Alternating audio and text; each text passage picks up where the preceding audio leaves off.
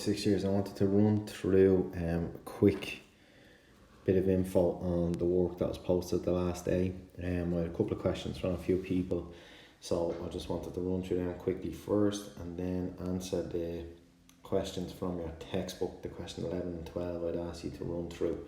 So the first bit people had asked me about was the idea of the daughter and the parent nucleus. So if we flick through here, we've done all that stuff with Rutherford's gold foil experiment. So what I want to do is look at the idea of parent and daughter nuclei. Now again, it's all to do with radioactive decay. So when we have an element that's radioactive, it will break down, as it says here in the definition. It'll disintegrate or decay of the nuclei of certain atoms with the emission of one or more types of radiation. So we see it breaking down, and we have the three kinds there, alpha, beta, gamma radiation that it will give off.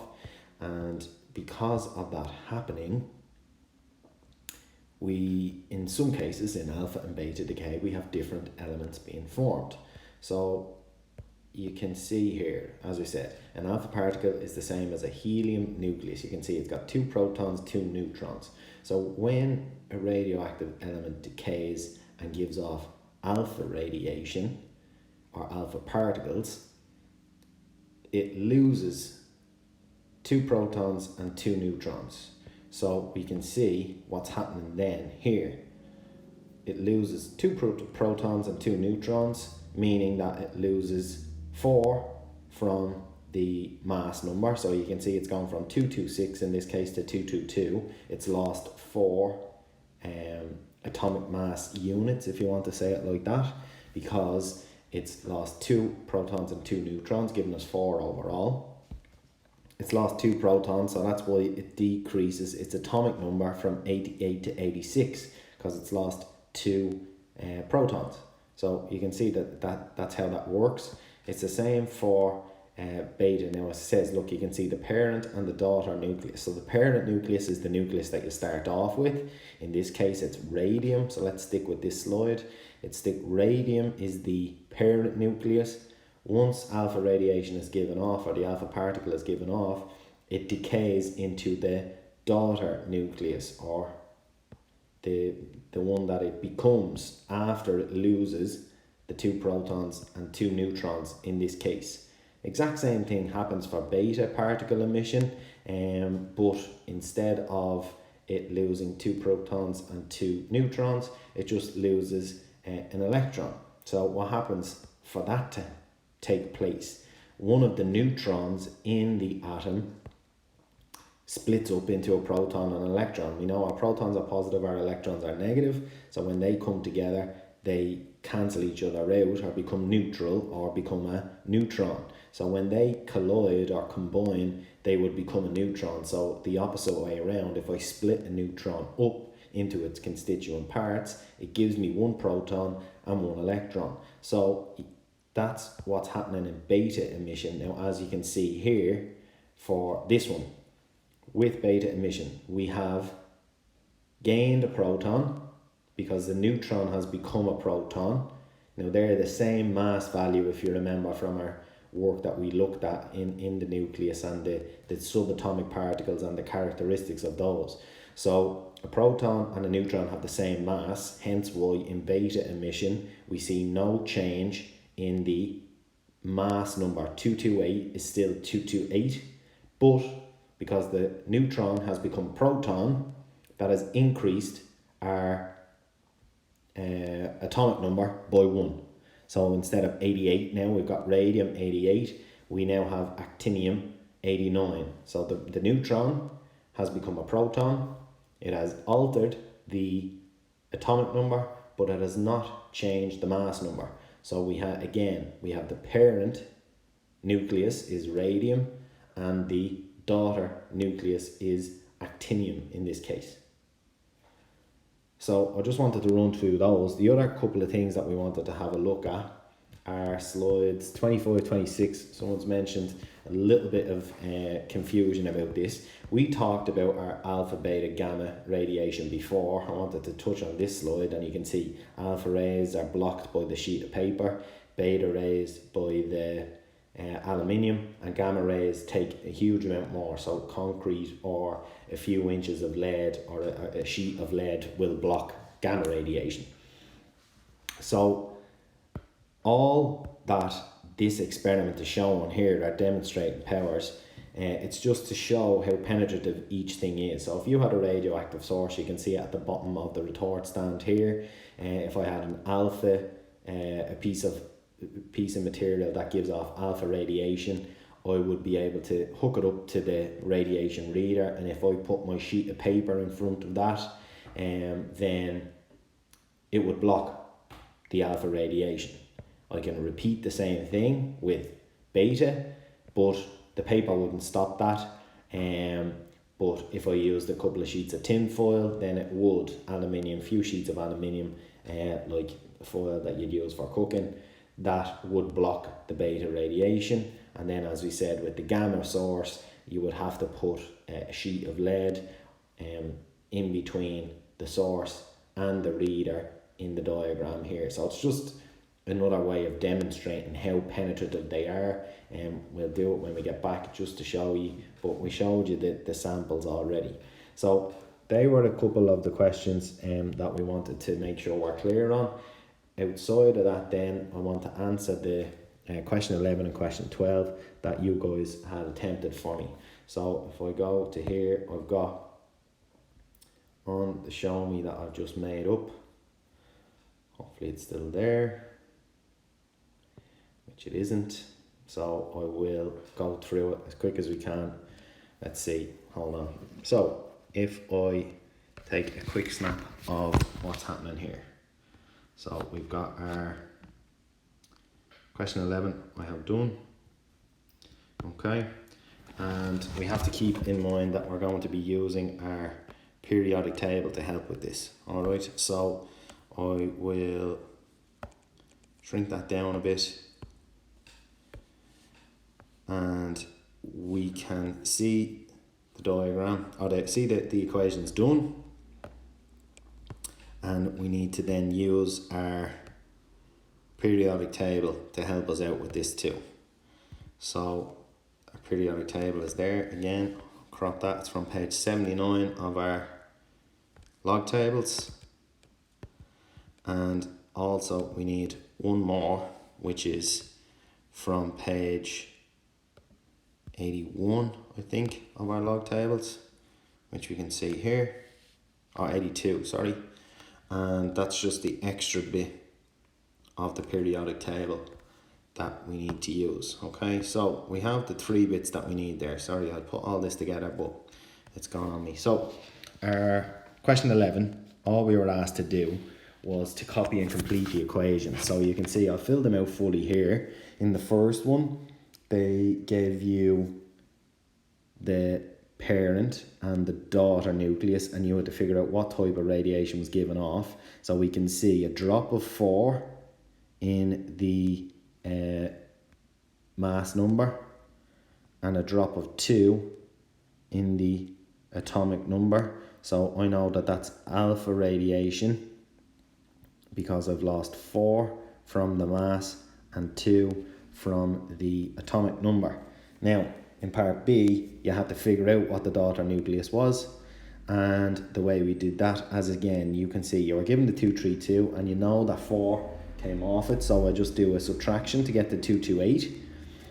90 becomes 88 when I subtract the 2 from the atomic number, and then to figure out what actual element is produced, or what the new element has degraded to from the TH, it goes to, I think it's thallium if I'm right, and then it degrades to radium. Now the way you work that out is by going to our periodic table. We have 90, which is here, thallium, and you know that it goes back 2 spaces, so you have to go back from 90 and you have to say, oh, 88, and I find where 88 is on my periodic table, so I know that that is radium that is produced when the thallium degrades. Next one, same with part C. I had the parent and I had the daughter, and you had to recognize that what's going on. So you can see the mass number doesn't change, but the atomic number goes up by 1. So that means that I have increased the atomic number. I've changed my element from carbon to nitrogen, and I've given off an electron because this is beta decay. So an electron has been given off, and that's the one that's fired out at high speed. Part D, we have a neutron being split up. So again, this is similar to what goes on in beta decay, but we have a neutron being split up into its 2 constituent parts. We have it as its proton and the electron, and this is the part that wasn't given to us, but you should be able to see that you've got the 1 and the 0 given to you, so this has to have a mass number of 1, and we have an increase of 1 in our atomic number because we've got 1 proton now. Remember, the neutron is neutral, so when it splits up, the neutron splits up to give us a proton, which is positive, and an electron, which is negative. So you can imagine the plus and the minus gives us 0. So if I split up the neutron, it breaks up into the proton and the electron. Last one here, again we have alpha decay, and we're going from 220, 220 radon. Again, I'm subtracting 4 to give me the 216. I'm subtracting the 2 to go from 86 to 84. And again, I need to go back to my periodic table then. I have 86, which is radon here. And I know that I'm going back 2 spaces based on my atomic number. So I'm going back, and my new element formed is PO, polonium. So that's how to do those in question 11. People had a bit of an issue with question 12. I'm going to show you again the same corrections. So our correction is here. So what we've said, same thing. I'll flick back now to the periodic table if needs be. The question is saying that we have this thallium 232 is being broken up or is decaying to become radon 220. So you can see straight away we've lost 12 from the mass, and we have lost 4 from the atomic. So we have to try and keep in mind how we would go about doing that. So you can see I started off by just looking at the mass number, and I said, right, we have to lose 3 alpha particles. As I said, alpha particles, remember, have a mass of 4 and an atomic number of 2, and they're like a helium nucleus.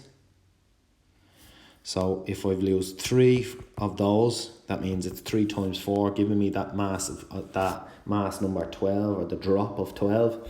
And I would lose 3 of the helium nuclei, or 3 alpha particles, giving me a subtraction of 6 from the atomic number.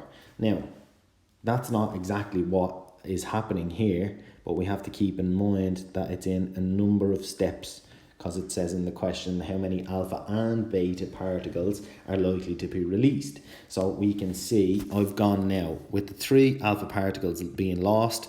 I've gone from 232 to 220, and I'm happy with that because that's exactly what went on. However, I didn't go from 90 to 84 in the question. I'm gone to 86, so there's another step to go through. I need to get from 80. I'm currently sitting with polonium 220 with a mass number of 84. I need to get that to become radon 86. So the way I would be able to do that is that if it loses 2 beta particles, so if it undergoes beta decay then from polonium 220, if it underwent beta decay and it lost 2 beta particles, what would happen? 2 of its neutrons would split up. They would give off 2 electrons, and they would add 2 protons to the atomic number. So instead of having 84, I'd add my 2 protons, and they would become 86 then, as you can see. And because the atomic number is changed, that means that the element changes too. So I'm gone from 84 to 86, and we've looked at that already. I'll just cancel it again, get rid of that. We have 84 polonium, and I've gone up 2 spaces on the periodic table, so I'm going to radon 86 now. So that's what's gone on. And as I said here, in beta decay, a neutron becomes 1 proton and 1 electron, and that adds to the atomic number, but it does not alter the mass. It doesn't change the mass number, because a proton and a neutron, I should say, have the same mass, because we know that we've got our proton, our neutron, and our electron. We know that they both have the same mass, and that one's got, it's 1/1836 or something like that. Very, very small mass in comparison to the other two. And we know that that's positive, we know that that's neutral, we know that that's negative. Okay, so those two, the proton and the neutron, have the same mass. So when a neutron becomes a proton and an electron, the mass doesn't change. 220 stays as is, but the atomic number goes up because I've increased the number of protons. So hopefully that makes it a bit clearer for you. We will continue on where we left off. The next bit we need to look at is a bit of work on Einstein and how he's gone, and we will continue on from there. So fingers crossed this made things a bit clearer for you guys. Thanks very much. We'll talk to you soon.